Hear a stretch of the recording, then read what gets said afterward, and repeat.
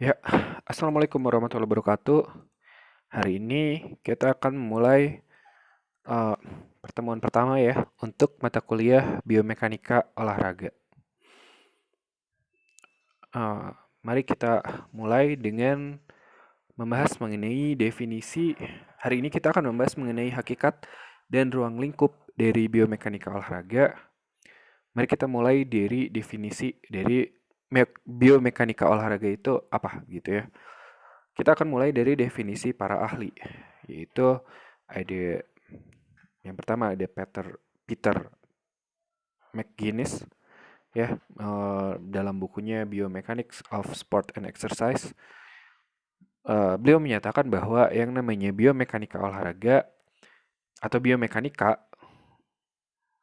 olahraga dan kepelatihan begitu ya, itu adalah kajian tentang kekuatan dan dampaknya pada manusia berkaitan dengan kegiatan olahraga gitu, olahraga dan latihan yang dilakukan oleh manusia tersebut. Kemudian yang kedua itu adalah menurut Haze, beliau menyatakan bahwa biomekanika itu adalah ilmu yang mempelajari struktur dan fungsi sistem biologi gitu, dengan menggunakan ilmu-ilmu atau mengaplikasikan gitu ya ilmu-ilmu pengetahuan dan metode dari mekanika gitu. Nah, sedangkan menurut Frankel dan Nordin, biomekanika itu adalah ilmu yang menggunakan konsep-konsep fisika gitu ya dan teknik kefisikaan dan keteknikan gitu ya untuk menjelaskan gerakan eh, pada bagian-bagian tubuh gitu ya berkaitan dengan gaya yang bekerja pada bagian-bagian tubuh tersebut gitu dalam aktivitas sehari-hari gitu ya. Nah, itu adalah definisi biomekanika dari berbagai ahli. Nah, sekarang mari kita tinjau dari secara bahasa. Bagaimana kalau secara bahasa? Secara bahasa, biomekanika itu terdiri dari dua suku kata, yaitu bio dan mekanika. Bio itu berkaitan dengan makhluk hidup atau sistem yang hidup begitu ya. Jadi makhluk hidup ini bisa berupa manusia atau bisa berupa juga hewan gitu ya. Nah, sedangkan mekanik itu adalah bagian dari ilmu fisika. Bagian dari ilmu fisika yang mempelajari tentang gerak dan kaitannya dengan gaya ya atau kekuatan yang menyebabkan gerak tersebut begitu ya. Jadi mekanika itu gampangnya adalah analisis kekuatan dan dampaknya begitu ya. Dan dampaknya pada gerak begitu. Nah, sekarang uh, makhluk hidup yang dimaksud. Jadi kalau misalkan kita definisikan secara bahasa, jadi biomekanika itu adalah bio makhluk hidup, mekanik K ya mekanika gitu ya. Mekanik itu adalah mekanika. Berarti secara bahasa kita bisa artikan bahwa biomekanika itu adalah mekanika makhluk hidup. Nah, tapi dalam kajian biomekanika olahraga dan kepelatihan, makhluk hidup ini lebih spesifik lagi, yaitu yang dimaksud dengan sistem hidup atau makhluk hidup ini adalah manusia dalam kaitannya ketika dia berolahraga atau ketika dia latihan gitu ya.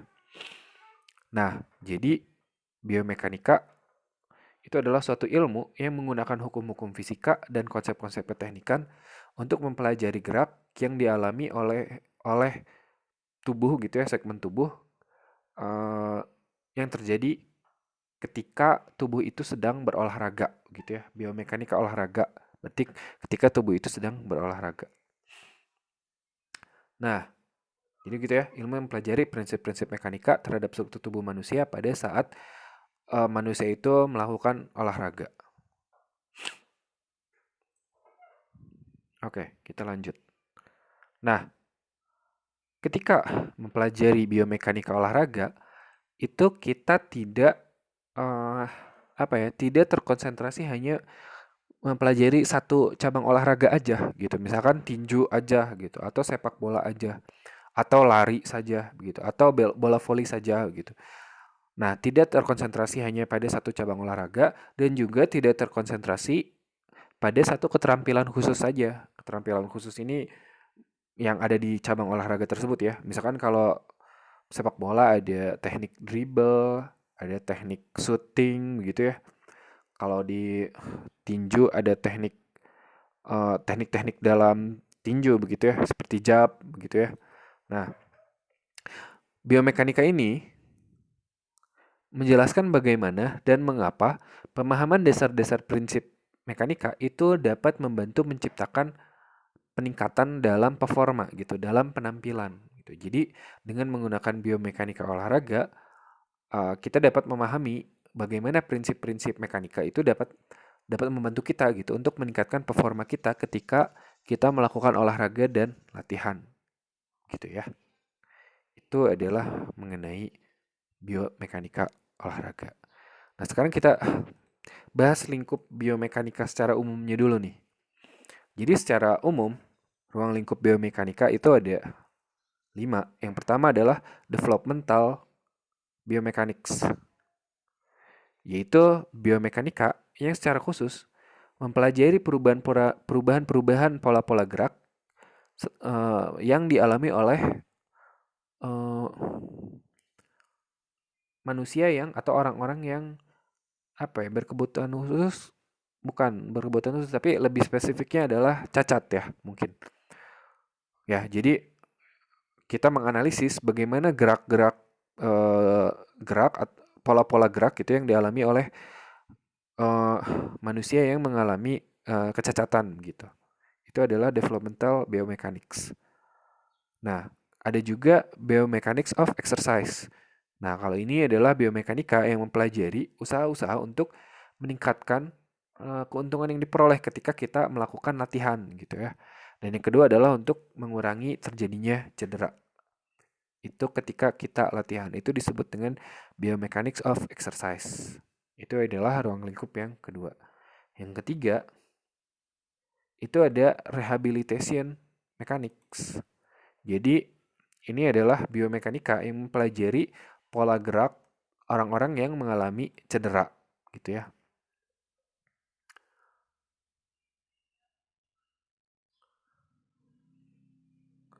Ada juga equipment design. Nah, kalau ini adalah biomekanika yang mempelajari desain peralatan yang digunakan dalam olahraga. Misalkan kita punya atau kita mendesain begitu ya, bagaimana raket tenis yang efektif, kemudian raket bulu tangkis yang efektif, atau sepatu atletik yang efektif, atau bola yang efektif begitu ya. Ini ada di kajian equipment design gitu ya. Dan yang terakhir adalah sport biomechanics atau biomekanika olahraga. Nah, biomekanika olahraga ini itu adalah ilmu biomekanika yang digunakan untuk meningkatkan efisiensi gerak atlet ketika menampilkan cabang olahraga, gitu ya. Misalkan analisis dengan dengan analisis teknik, identifikasi cedera olahraga dan juga evaluasi dari program latihan. Nah, sekarang mungkin kita tinjau bagaimana sih atau apa sih tujuan dari mempelajari biomekanika olahraga dan latihan gitu ya. Secara umum, tujuan dari mempelajari biomekanika olahraga dan latihan itu ada dua, yaitu adalah tujuan utama dan tujuan sekunder. Nah, tujuan utama itu adalah untuk meningkatkan kinerja gitu ya dalam latihan atau dalam berolahraga atau meningkatkan performa dalam ketika atlet itu melakukan olahraga atau latihan. Nah, peningkatan performa ini atau peningkatan kinerja ini menggunakan aplikasi biomekanika olahraga yang berhubungan dengan pelatihan teknik. Nanti kan kita bahas secara agak lebih mendalam sedikit. Nah, sedangkan ada tujuan lain yaitu tujuan sekunder, yaitu adalah upaya untuk mencegah dan merehabilitasi dari cedera. Jadi tujuan mempelajari biomekanika olahraga ada dua ya. Ada tujuan utama dan tujuan sekunder. Tujuan utamanya adalah peningkatan kinerja atlet begitu ya, peningkatan performa. Yang kedua adalah pencegahan dan rehabilitasi cedera. Nah, mungkin bertanya begitu ya. Kenapa tujuan utamanya adalah untuk meningkatkan performa tapi tujuan sekundernya untuk mengurangi cedera? Padahal secara kasat mata gitu atau secara kasar begitu ya mungkin ini dua tujuan ini agak saling bertentangan. Kalau ingin meningkatkan kinerja, ya secara logis begitu ya, maka kita resiko cedera agak tidak diperhatikan begitu. Kalau ingin meningkatkan kinerja, ini agak sedikit bertentangan begitu. Tapi ya mungkin Anda bertanya bagaimana mencapai penampilan maksimal tapi resiko cederanya harus minimal. Nah, justru inilah yang dikaji gitu ya dalam eh, biomekanika olahraga ini. Justru para analisis gerakan dari biomekanika olahraga ini justru di sini gitu tantangannya. Bagaimana cara untuk meningkatkan performa atlet, tapi di sisi lain juga harus mengurangi resiko dari cedera dari atlet tersebut. Justru untuk mencari keseimbangan inilah gitu. Kita harus mempelajari biomekanika olahraga. Sebenarnya untuk aplikasi mekanika yang lain seperti misalkan mekanika teknik gitu ya pada pada ilmu teknik sipil begitu misalkan. Ya itu sama kan. Bagaimana cara untuk membuat bangunan yang kuat tapi harganya ya jangan terlalu mahal gitu. Kan kalau secara logis kalau ingin bangunan kuat ya bikin aja bangunan yang semahal-mahalnya begitu ya. Tapi enggak begitu. Ketika kita menggunakan mekanika ini, kita justru harus harus mencari tengah-tengahnya nih. Bagaimana supaya bangunannya kuat tapi harganya juga efisien gitu. Bahan-bahan yang digunakan juga efisien. Nah, begitu juga di biomekanika olahraga. Bagaimana kita meningkatkan performa dari atlet tapi juga harus mengurangi atau meminimalisir resiko dari cedera. Gitu ya. Nah, ini adalah salah satu contoh dari aplikasi biomekanika olahraga.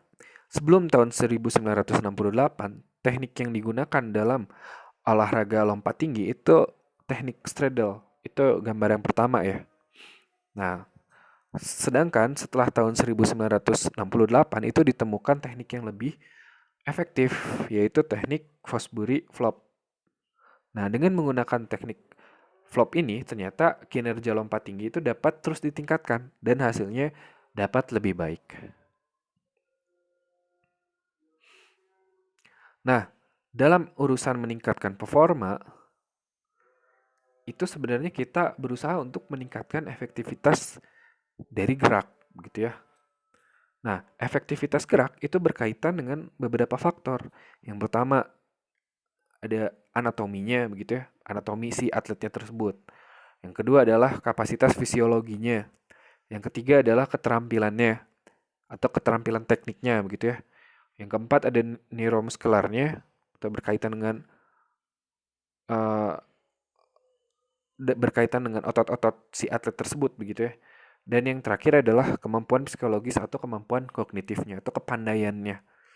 Nah, analisis biomekanika ini itu paling berpengaruh pada faktor yang ketiga yaitu keterampilan teknik atau kemampuan teknik. Artinya apa? Artinya analisis biomekanika ini lebih efektif digunakan untuk olahraga-olahraga eh, yang mengandalkan keterampilan teknik. Contohnya sepak bola, di situ ada teknik mendribble, ada teknik shooting gitu ya, dan lain-lain. Nah, bandingkan dengan misalkan olahraga lari. Pada olahraga lari, itu lebih banyak pada faktor kemampuan fisiologis, anatomi, psikologis, dan fisiologis gitu ya, dan dalam lari gitu. Itu lebih dominan dibandingkan dengan teknik gerak. Sehingga perbaikan teknik atau peningkatan efektivitas gerak dengan analisis biomekanika itu hanya menyumbangkan sedikit saja gitu dalam peningkatan kemampuan pada atlet lari begitu. Karena pada olahraga lari ada juga tekniknya tapi tidak sebesar pada olahraga-olahraga yang lain misalkan seperti itu. Nah, ini contoh yang lain ya, ada desain raket gitu ya. Ada yang long body, yang panjang gitu, ada yang juga yang pendek. Nah, yang panjang itu dia menghasilkan pukulan yang lebih keras gitu. Atau dalam bahasa mekanikanya itu dia menghasilkan torsi yang lebih besar. Karena lengan momennya besar, maka torsi yang dihasilkan lebih besar. Jadi pukulannya itu jadinya lebih keras begitu. Nah, ini adalah salah satu aplikasi dari biomekanika begitu ya. Kalau di yang tadi pada ruang lingkup biomekanika ini pada ruang lingkup equipment design. Jadi mendesain peralatan yang efektif yang dapat membantu meningkatkan performa atau mengurangi cedera. Gitu ya. Nah, jadi biomekanika olahraga ini berfungsi baik bagi pelatih, atlet, gitu ya, guru penjas di sekolah, dan juga penggemar olahraga pada umumnya. Karena bidang studi ini menjelaskan bagaimana pengetahuan tentang mekanika olahraga itu yang membantu menciptakan performa yang lebih baik. Jadi, bagi pelatih, mempelajari biomekanika olahraga itu dapat membantu seorang pelatih menjadi pelatih yang lebih baik. Begitu juga dengan atlet. Mempelajari biomekanika olahraga dapat membantu atlet untuk memperbaiki penampilan dan mengurangi resiko cedera. Bahkan bagi masyarakat secara umum atau bagi penggemar olahraga gitu ya, dengan mempelajari biomekanika olahraga ini dapat menjadi penggemar olahraga atau pengamat olahraga yang lebih kritis. Ya, begitu saja hari ini. Terima kasih atas perhatiannya. Assalamualaikum warahmatullahi wabarakatuh.